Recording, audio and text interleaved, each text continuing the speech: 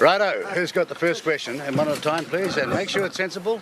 If I hear anything that is not to do with what this election's about, then this press conference will be over. Mr. Peters, Mr. Fisher, yes. Mr. Peters, are you going to call Mr. Luxon, or are you waiting for Mr. Luxon to call you?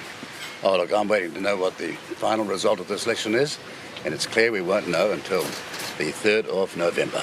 Mr. Peters, if you do end up in government, what are sort of your key objectives? Oh, look, you're a bit late. I saw you the day before the election, never saw you before that, and you want to know the day after what my views are. This will not cut in modern, responsible journalism. $500,000. Yes, sir. So will you do the sensible thing, like Luxon is being optimistic that he will go across the line?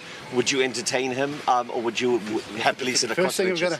The first thing we're going to find out, and first of all, I'm grateful to New Zealand people for bringing us home, but the first thing we're going to find out is what we're dealing with. It's the facts.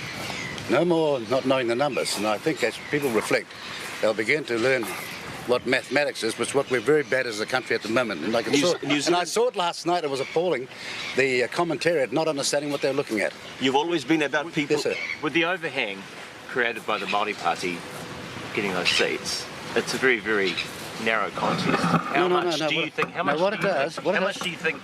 just tell you, what it does, it balances things out in this mathematical equation that's coming forward. What is your plan today, Mr. Peters? Talk to you. And hopefully get a decent question. Right? Just describe the campaign, Shane Jones. Well, hang on, we're going to be balanced. So got other people here, the one might ask a question. Anybody else want to talk?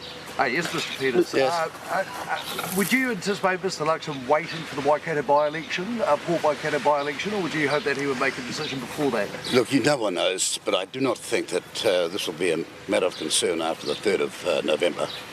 Could you just describe your campaign, Mr. Peters? How have you... I'd love to describe my campaign. We were Cinderellaised, marginalised, shut out by the mainstream media the whole way, and you guys have failed. Would this have been the toughest campaign you have fought in the last 45 years? It'd be the toughest, yes. By a long shot, because we were given no chance, and it showed in our lack of coverage and the demonising of New Zealand First, even in a Friday's newspaper, one of the biggest in this country, perhaps the biggest, there was a full-on, mistaken, deceitful attack. We still won. Media commentators mentioned your name, that a 78-year-old may not be the future of this country. What do you have to say? Well, they're not the future of this country, and they never were. they never did have a use-by date.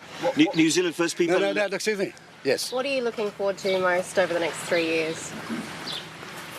Well, look, first of all, this is a business called democracy. My job is to consult with my colleagues. We haven't had a chance to talk to each other, not even me and myself and Shane. So we're going to talk to my colleagues first, and then when we decided what we're going to do and what we're doing it with, we'll all let you know. But make no bones about it. They didn't last night see, the New Zealand people, nor in this campaign, just what an economic and social crisis this country's in. I regret that, because in the sober hours of the day, tomorrow, they'll wake up and start seeing what they didn't know. And when they do, some of the promises you heard in this campaign won't be worth confetti. Mr. Peters.